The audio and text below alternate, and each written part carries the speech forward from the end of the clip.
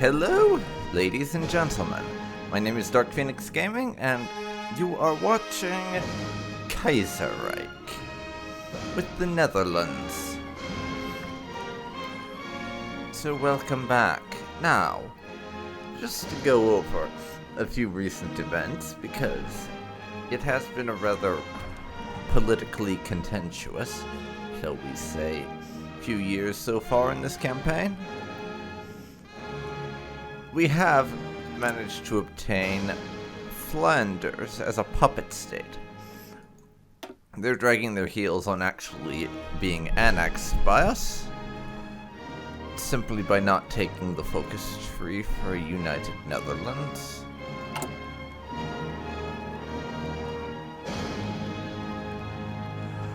Among other things, maybe the AI is geared to not take that, I don't really know. Aside from that, Hungary revolted against the Austro-Hungarian Empire because they had gone and promised autonomy to the minorities or something. I don't really remember. And the Austrians didn't like that and were refusing to give up those territories. Is basically what's going on there. And they're currently getting curb stomped and probably about to get annexed. As always happens, though, Bulgaria is now at war with the Balkan League.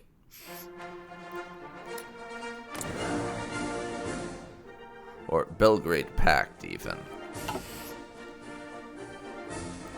Of Romania, Serbia, and Greece. Fighting them. The Belgrade Pact is also fighting Albania for whatever reason. I'm still not sure what happened there. But Albania is at war with them, as well as Bulgaria, so we'll see if that ends up being enough for Bulgaria to keep their lands. They do have a good relationship with the Ottomans, though, so maybe they won't end up fighting the Ottomans. We'll see. Other than that, we have the Spanish Civil War, obviously, and the American Civil War is going on, but it's only a one-on-one civil war because they actually elected Floyd Olson. No, from the Farmer Labor Party rather than the Democrat or Republican, and made some deals with the CSA so they didn't rise up. And remarkably, MacArthur did not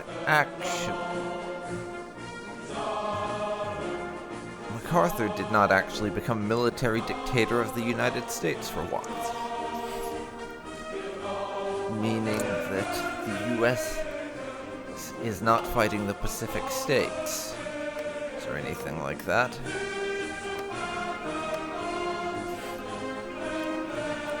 But that civil war is probably going to keep going for a bit.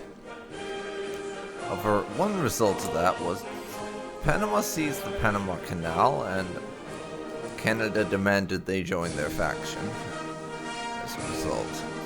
Meaning that Panama has the canal, but now they're part of the Entente. Other than that, interestingly in this campaign, basically everybody is turning into an authoritarian police state. The Russians had Wrangel take over.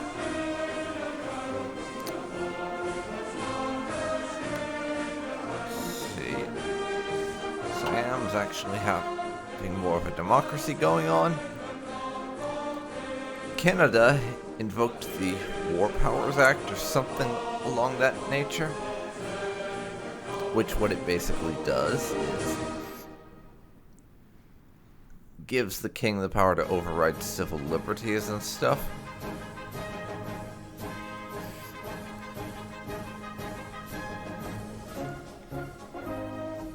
meaning he's a bit of an autocratic douchebag at the moment, is Edward VIII.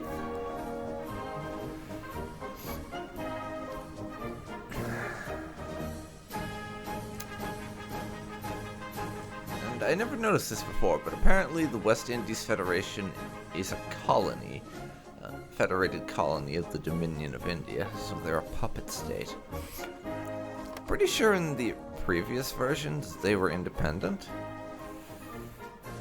but I guess it makes sense, since that's basically the old British and French colonial possessions in South America. It wouldn't just become independent if the royals are living in Canada. Makes sense. Speaking of Canada, we will see, I suppose, if this guy manages to keep his throne, as him getting, pun intended, thrown off isn't all that uncommon. We'll see. Australia has not become an authoritarian dictatorship yet. But the French Republic is definitely very authoritarian. Philippe Pétain is now officially the dictator of France, and unchallenged, so he's got that going. Also, I may have started turning the Netherlands into a quasi-fascist authoritarian police state. That's entirely possible. And White Ruthenia may have also been cooed by an cooed into becoming an authoritarian police state earlier on. Both of those things are entirely possible.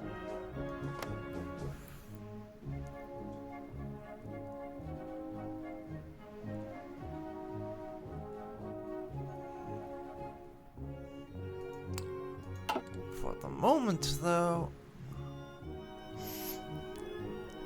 we're in the Reichspakt with Germany. Because Germany basically threatened to go to war with us after we took over Flanders, unless we joined their faction.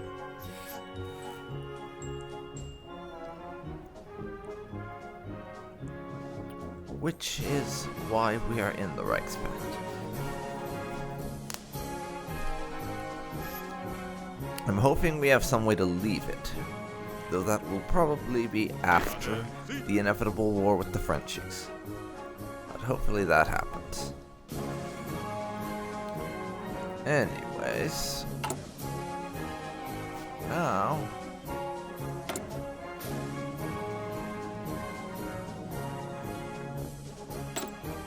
apparently I forgot to assign my operative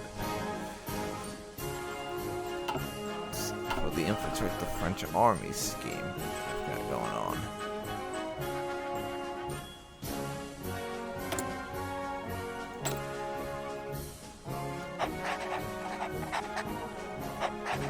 You two go at it. Portugal has joined the Entente. Good stuff.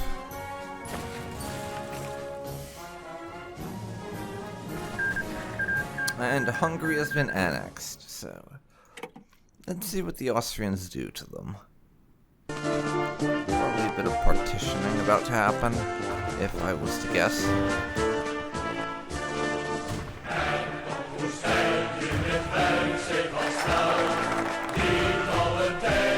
We have finished our national focus to break up the socialist pillar. Social democracy and social liberalism will become much less popular as a consequence of that.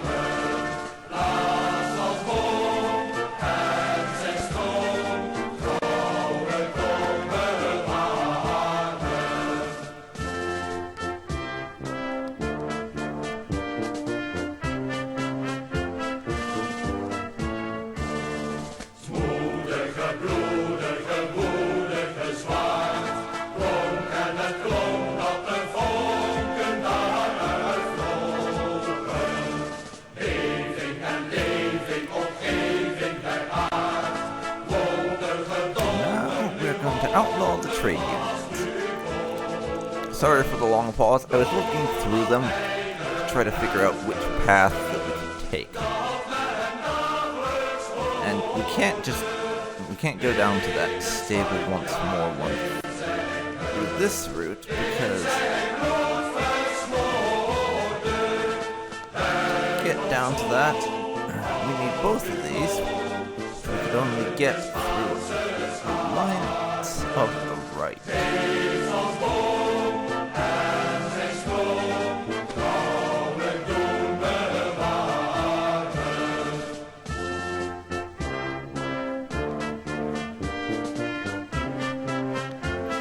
Since I didn't decide to do this diplomatically through a coalition, we can't take that route. I'll just have to go down this way.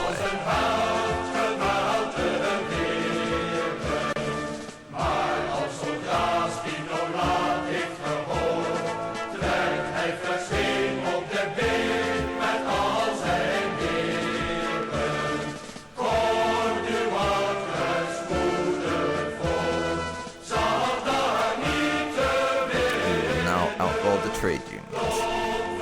As bastions of syndicalist ideology pose an existential threat to our nation by bringing in legislation that challenges the power of the trade unions enough to essentially consign them to history can end their despicable influence.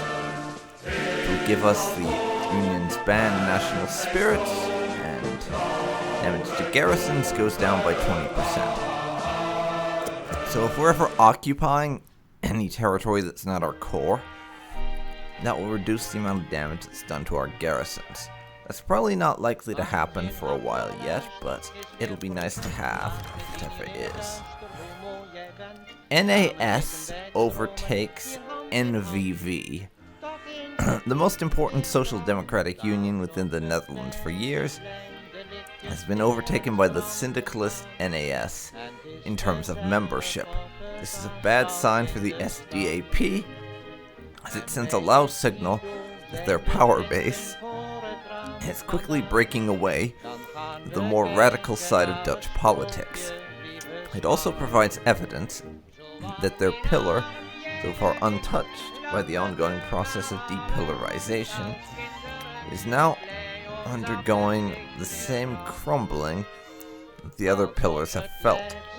The NAS, becoming the most important trade union in the country, has the potential to be very dangerous.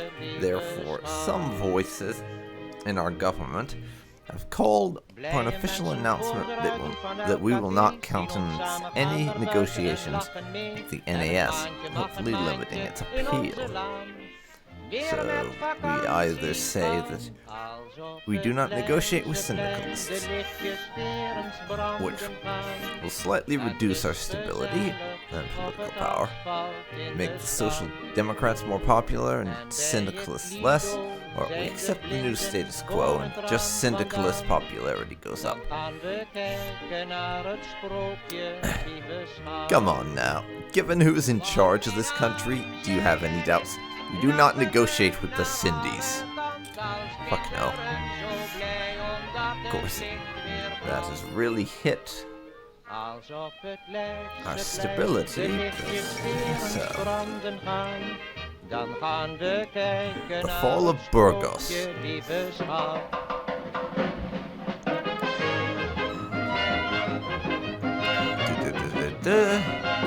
Yes, so the Carlist rebels' capital in Spain has fallen. Unfortunately, the Spanish royal government doesn't appear to be doing that well. So it looks very likely we're going to see a syndicalist Spain, which is not good for the long-term prospects of our remaining an independent nation, really. But the trade unions have been outlawed, which is good for us. Dan gaan we kijken naar het sprookje, lieve schat. Now we will have to start attempting to legislate the Landwacht, I think. The Landwacht has an image problem. That much is obvious. However, if we attempt to portray them as citizen guards and drill that message to the populace enough, it may just be enough to cover up their glaring flaws. Reforming them as an organization will have to come later. Popularity of national populism goes up by 10%. Excellent. Give us what we need.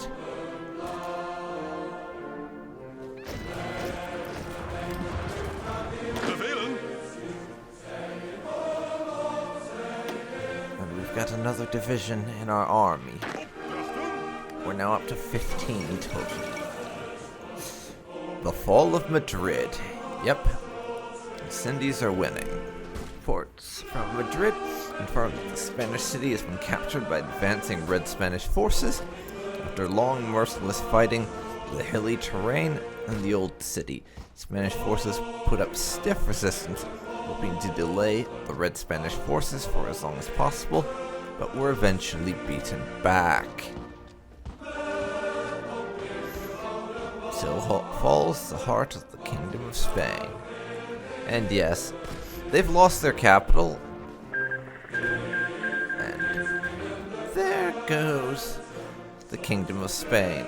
The commies are now in charge of the bulk of Spain. And probably the Carlists won't hold out much longer.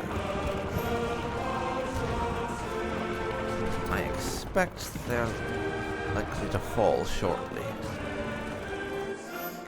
They only have a small corner of Spain to their name now,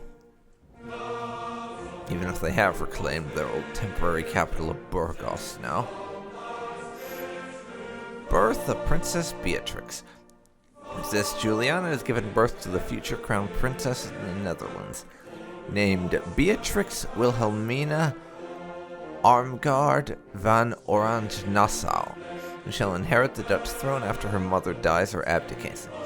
It is a great relief to the Dutch monarchy that an heir has been born, as it will prevent a succession crisis in the future, and many people are already publicly proclaiming their congratulations for the Queen. Hurrah! Hurrah!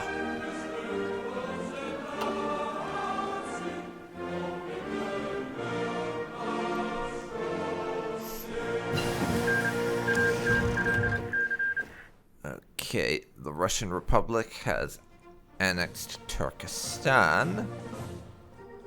Their push into Central Asia is going well. And yes, ironically, Russia is still a quote-unquote republic, despite the fact that they have Wrangel in charge and are blatantly an authoritarian dictatorship. They still claim to be a republic, which is hilarious. My artillery is done now. So, let's see here. Our research into Grand Battle Plan is ticking along. What do we want next?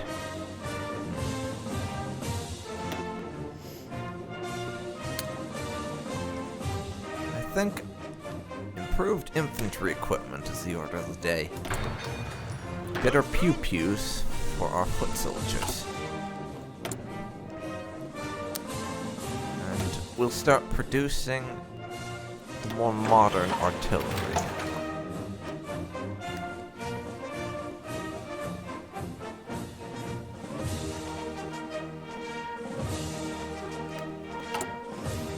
Speaking of,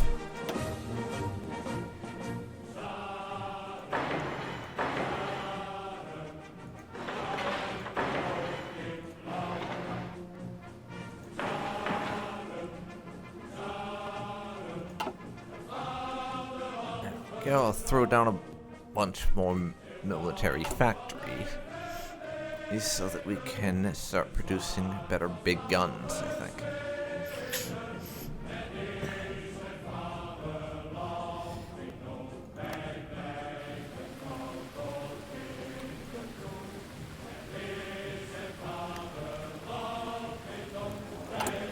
Construction.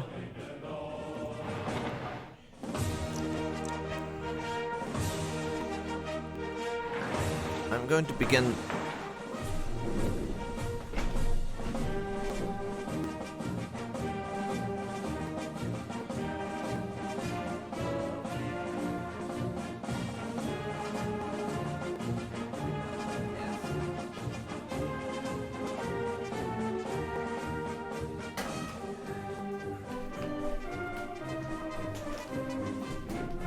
Sorry about that, everyone.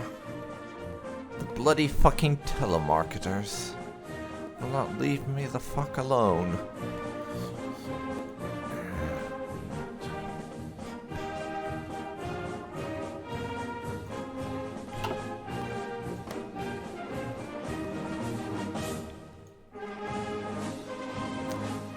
To get back to what I was doing here.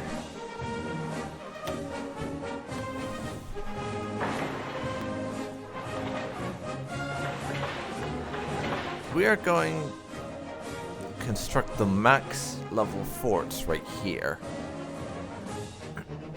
Because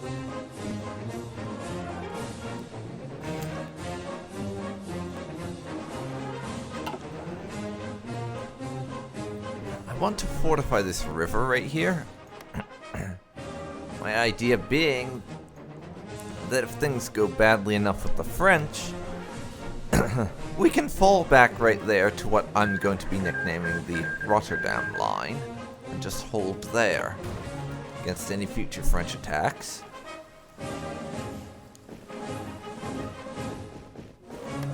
Which will be advantageous to us,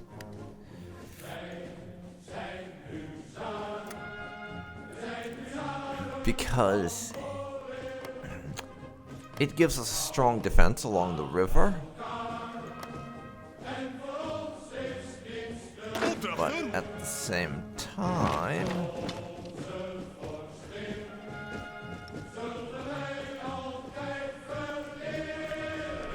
it also gives us a bit of room between Amsterdam and our front line that we can use.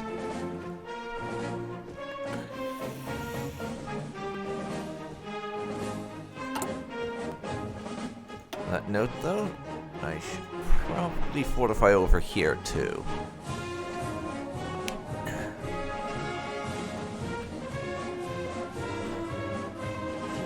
Then, after that, we're going to want a secondary fallback line. There. Basically, right in front of Amsterdam. Behind the more imposing river.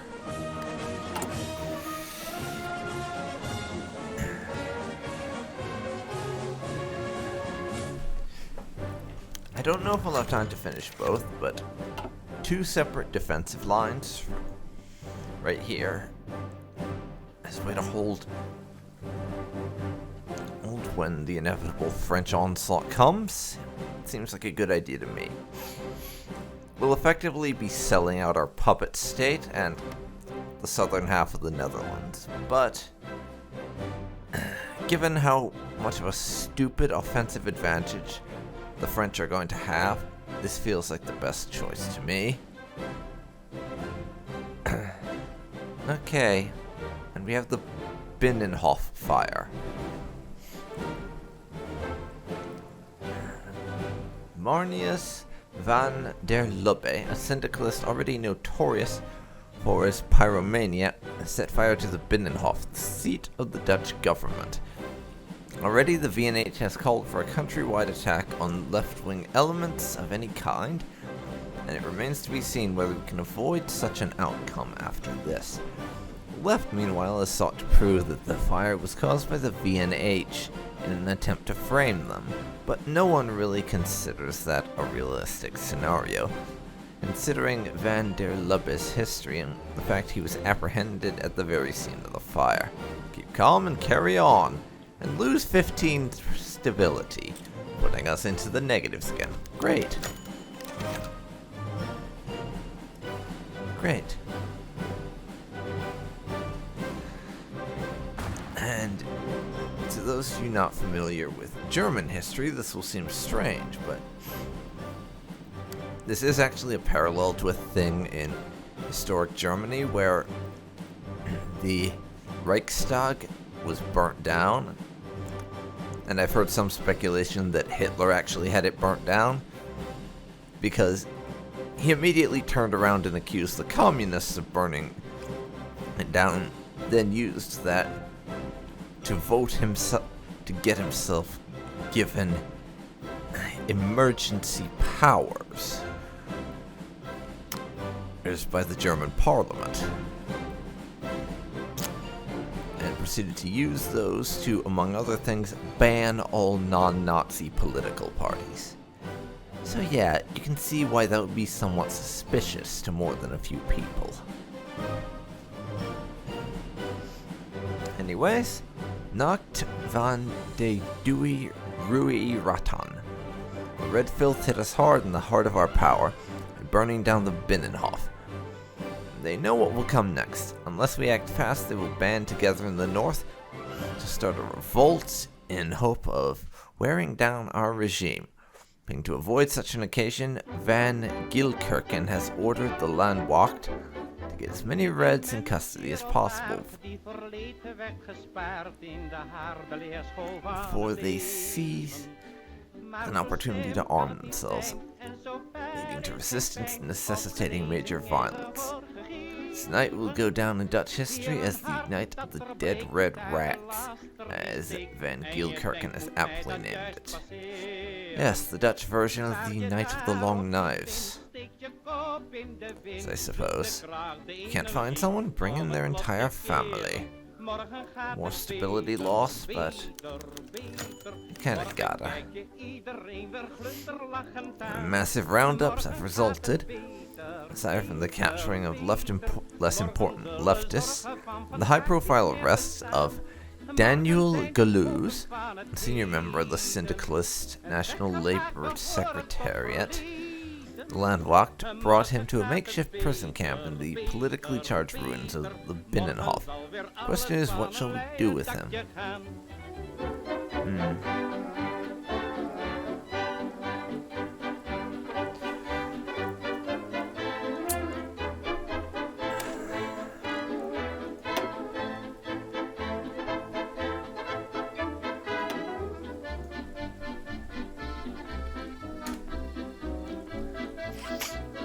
I mean, sure, we could move him to the actual prison, but that seems to me an unnecessary risk. I mean, if there are syndicalists out in the country, then a potential syndicalist uprising? Sorry, that's the wrong way to put this. If there's syndicalists wandering around in the countryside and this is an actual threat, we've just captured one of their major leaders. Who's to say they won't ambush a prison convoy and rescue him and then immediately start a revolt? No, leave him where he is.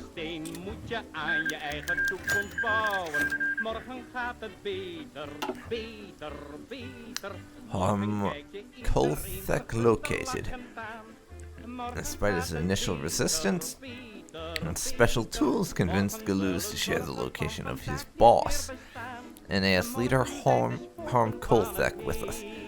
Currently he hides in a diplomatic neighborhood in The Hague. Deputy leader Cornelius Van Gilkerken is personally accompanying the Landwachters sent to bring him in. Praise Keys for his bravery. We get a little stability back for that.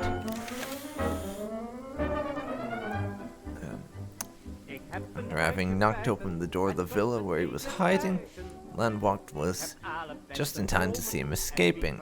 Conveniently for the Syndicalist, the villa was just a few hundred meters from the Mexican embassy, the only country with ties to syndicalism that has a diplomatic mission in the Netherlands. Sadly, the Mexican ambassador decided that Kolthek could have his refuge. This means that according to international law, we cannot get him. The Landwacht is not officially part of the Dutch government, however, so Van Gilkerken has a choice. Yes, and this guy is for sure.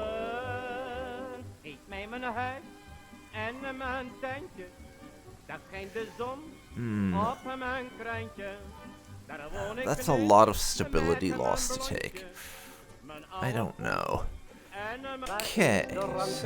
scheepjes zeilden op den wind. Daar rammelt straks het vorkje langs de wegen. About this mess with the embassy. I'm of two minds with it. Number one is the fact that Van Gilkerken is definitely a hardliner extremist. And probably would storm in and go, fuck it. Number two, that's a lot of stability to lose. But if we want to be able to put down this rebellion before it starts and prevent a syndicalist uprising in the Netherlands, I don't think we have much of a choice. We have to get him at all costs. I'll eat the stability loss and we'll deal with it later. The Landwalk assaulted the embassy upon finding out they granted refuge to Kolthek, wounding several Mexican members of the mission in the process, whilst extracting him and assuring the partial destruction of the embassy. They also, somewhat scandalously, handed the Mexican ambassador over to the police, claiming he was helping a fugitive. We have released him at once, seeking to distance ourselves from this controversial deed by the Landwacht. In any case, having successfully arrested Kolthek makes it unlikely the moderate Snevelet and radical Umkoop will be capable of working together in a revolt. Our sources already state they are currently taking a Coast Guard vessel to sail to the Syndicalist sphere, while the Red Front and moderates begin to engage in brutal infighting. Well, the Mexicans won't be happy about this, but who cares about them? They're only Mexicans after all. They're only Mexicans. But oh man, that was a brutal stability hit. That was just brutal.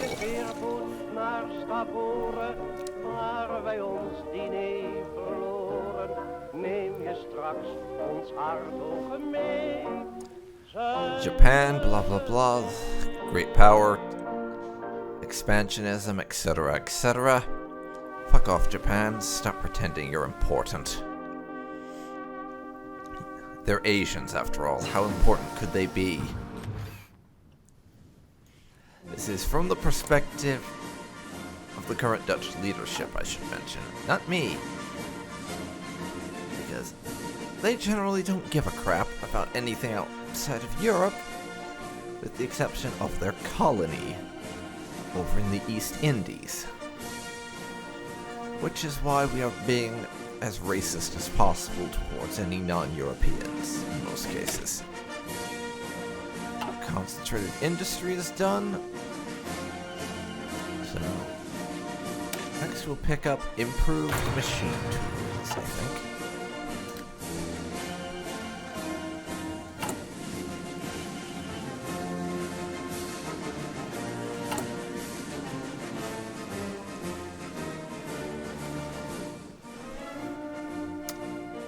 And I'll be stopping soon for the episode, but I want to finish Legislate the Landwacht National Focus first.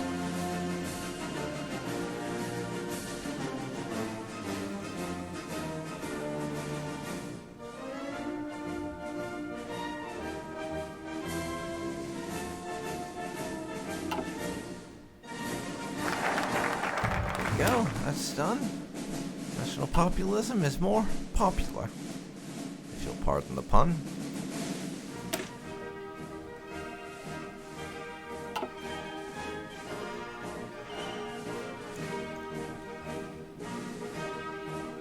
Getting quite far down there.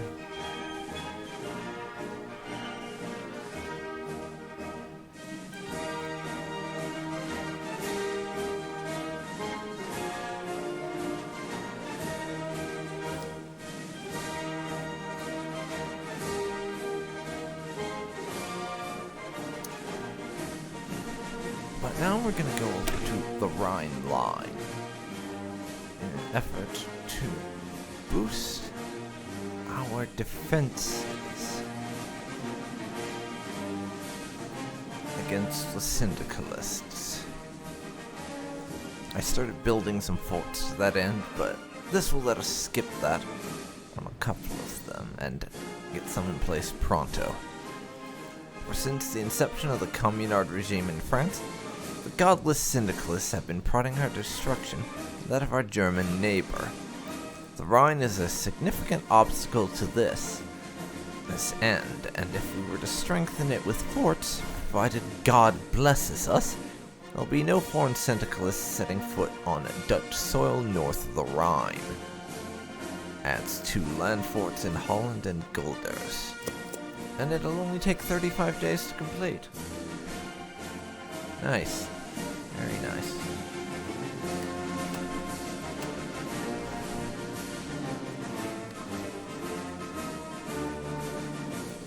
We'll let it run until we reach April.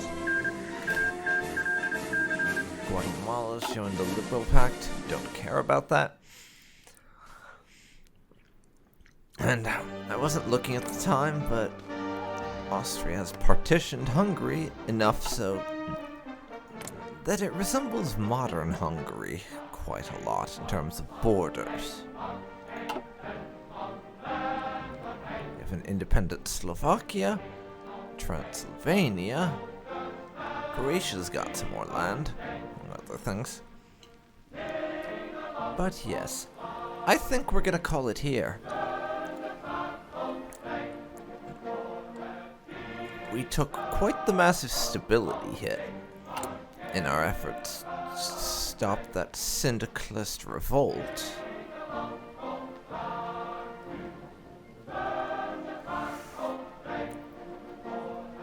But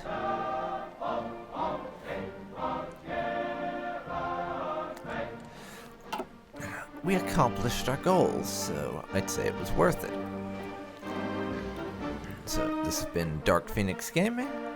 You have been watching Kaiserreich with the Netherlands. If you've enjoyed this, then please leave a like, comment down below, and subscribe to see more like this. Hope you'll join me next time when the preparations for war with France continue. See you then, folks. See you then.